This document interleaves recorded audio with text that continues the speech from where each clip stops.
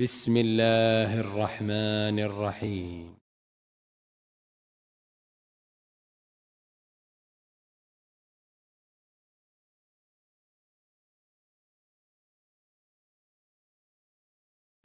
عن أبي هريرة رضي الله عنه عن النبي صلى الله عليه وسلم قال: إذا سمعتم الإقامة فامشوا إلى الصلاة، وعليكم بالسكينة والوقار ولا تسرعوا، فما أدركتم فصلوا وما فاتكم فأتموا.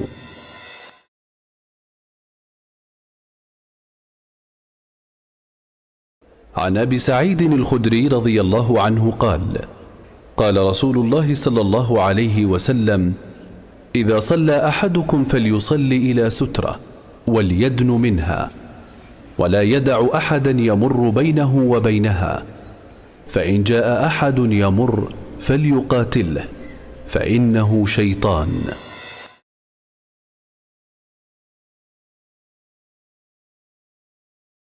عن عبد الله بن المغفر رضي الله عنه أن النبي صلى الله عليه وسلم قال: من وجدني راكعا أو قائما أو ساجدا فليكن معي على حالتي التي أنا عليها.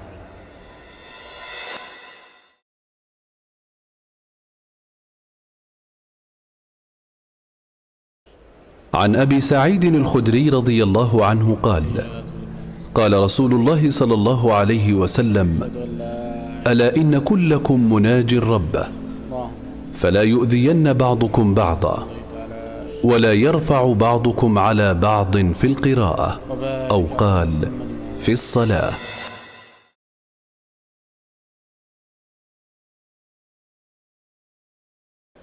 عن عبد الله بن عمر رضي الله عنهما قال: رأيت النبي صلى الله عليه وسلم افتتح التكبير في الصلاة، فرفع يديه حين يكبر حتى يجعلهما حذو منكبيه،